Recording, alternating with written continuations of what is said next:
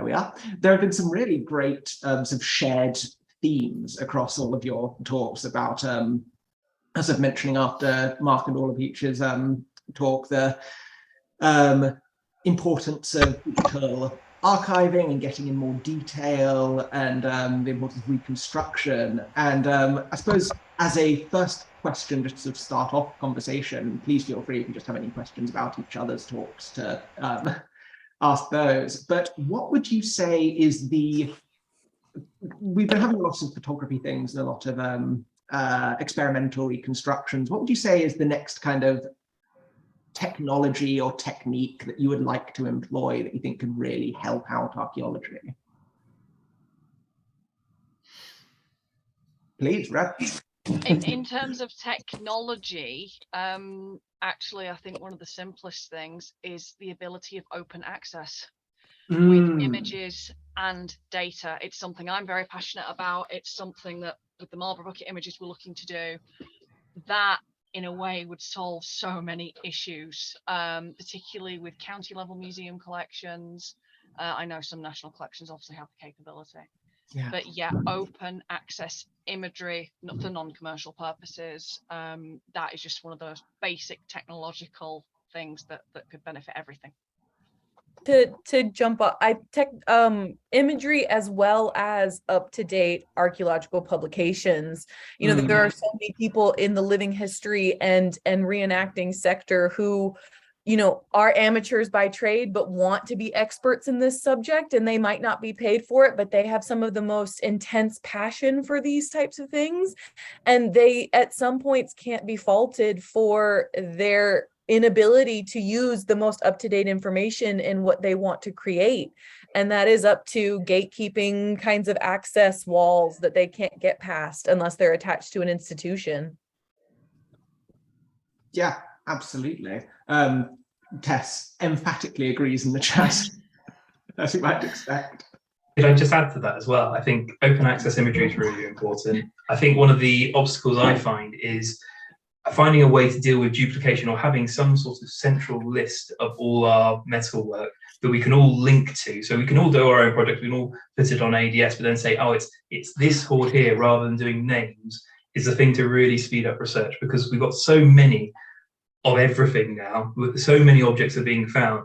It's a PhD's worth just to do the simple data collection at this point for most people.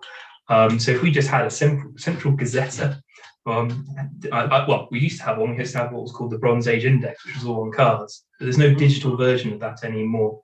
And I think that for pretty much every period in history would be useful.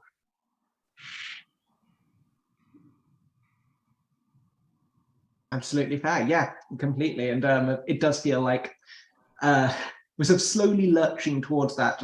Mark and Orla, you were talking about how Sketchfab is really helping to get some of these 3D images out there. The Portable Antiquity database is getting a lot more of the information out there. Tess says, completely agree, working with goldsmiths, etc. We spend so much time sharing info to craftspeople, hence Big Book of Talks. Yeah, we've gained so much by stopping archaeology being a walled garden and let people into our garden. They do interesting things. Well, also you're dealing with, particularly in my own work with Digital Heritage Age, a lot of the work we do is with community groups, and you know, they don't necessarily have access to the same stuff we do, but their value system is completely different when it comes to an object from their area. So in archaeology, you spend a lot of your time trying to define what value is to other people, but when you work with communities, they tell you what's valuable and why. And that's some of the most interesting things about doing this kind of work, teaching people how to do photogrammetry in an affordable way, then making sure when you're actually designing projects that you're building that open access right into it from the beginning. So everything we create, it immediately goes online. It's not ours. It goes into a report that goes to county councils, and the peer review process, while it might be a part of it down the line, all of the data is available. People can have it whenever they want. So there's not, the end game isn't, you know, the publication or having it for ourselves. It's that people know that it's there, and they can take it and do something valuable with it that we might not have time to do. And I think that's the knowing that there's more people out there who might have more information, who might get different value from it. And I think that's important too. Absolutely, yeah, fantastic. Sorry, sorry. Just one thing away from the imagery side of things as well. And another thing that was a surprise to us in a lot of the work we did was sound, how important sound was. Yeah. We invested quite a lot in sound recording equipment, and loads of occasions where sound was really key. And also it kind of gives archaeology to groups of people that haven't got maybe visually impaired, or it just opens up. There's one really strong moment where we were building a Neolithic house in Doncaster for Natural England. And I had a group of volunteers, and we were out on the moors. It's really misty, and we were cutting down small birch trees for poles. And it was just a quiet morning, and it was the sound of the flint axes hitting the trees, and this group of people, and the murmuring of voices. And it was so evocative, it's so strong. And the pictures that I was taking were powerful, but the sound is really, really important. So it's one of these elements that sometimes can be forgotten, and the sound of making can be forgotten in these things, but it does take you back to a place and just give you a sense of something else. So it's just my thought. Absolutely. And sound, there's so much going into that. I know it's really good to see more work on sound coming out now. Sophie Adams has had some really good sound-based papers. I know there's some good Etruscan sound work going on currently. Speaking of sound, apologies if it sounds like I'm on a ship in a storm. I'm in a room with very large windows, and the weather in Edinburgh is currently terrible. We've got some good discussions in the chat about how sort of the current barriers to open access, just the current expense of it. Tess, did you have a point you were going to make? I was just going to say the other aspect of this is image rights. For all of us looking at later prehistoric artifacts, getting that information out there in some form, photographs, whatever else, is so difficult and so expensive. That's another critical part of the open access. Yeah, absolutely. No, Susanna says in the chat, I think open access free online for academic publications is a great idea. It's still pretty hard for most publishers and authors to pay for it, with costs around £2,000 per article and few funds to pay for it. If the author is still working, it's worth emailing to ask for a copy. Meanwhile, we need to work out funds for archaeologists to publish open access. And yeah, that absolutely sort of needing workable things right now, and then hopefully towards the future where it's less expensive. Yeah. Can I use that opportunity just to plug something? Actually, I think it's one. I think a lot of people here will have heard the PAS database, but generally, really good, important thing to emphasize. It's got over 700,000 Creative Commons images now. So if you ever need to do a presentation or a typology or anything like that, poach it. Seriously, it's there. It's underutilized. I've seen people even make T-shirts inspired by the images. So like, it's a really good, short, quick way of getting images. I just noticed someone said they can't have any photos in their PhD. Well, use the PS imagery. It's a huge resource there for people. Absolutely, yeah. Making T-shirts, now that's engaging with your heritage. Please, Reb.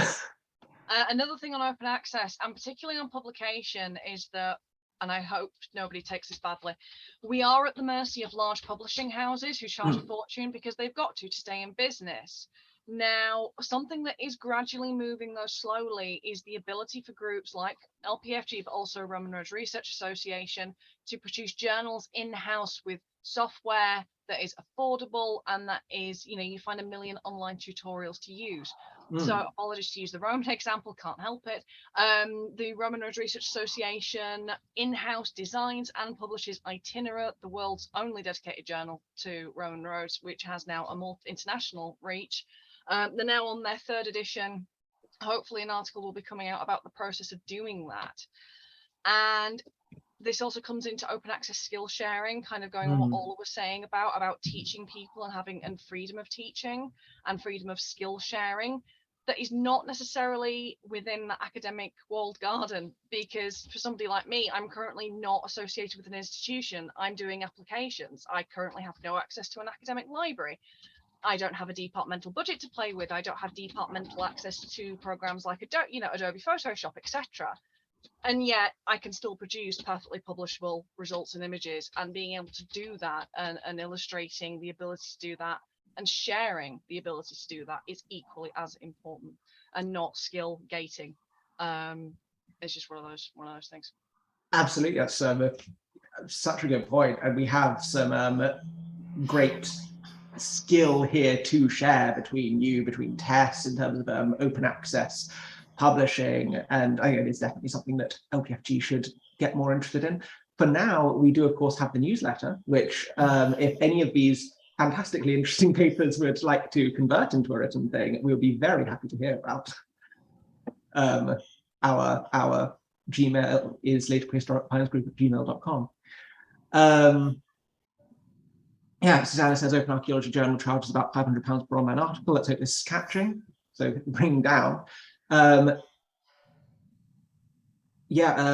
Andrew Lamb adds that Karina Grömer and Beata Pomberger are currently researching soundscapes produced by Halfnet Jewelry for anyone interested in this field.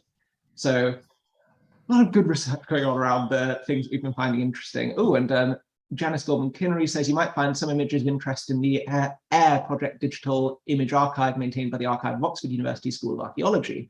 It has pictures from antique teaching materials from multiple departments, as well as modern contributions from archaeologists and historians. Over 36,000 views of information, free to download and no password needed to use the database. With the email and link there. So there you go, already starting to share information. Please, Reb. I was literally about to say that literally makes the point about having a centralized space where there's a direction for all this kind of thing. Absolutely makes the point straight away. Yeah, that's something we can add to the LPFG website, is just a page of free resources, free publishers.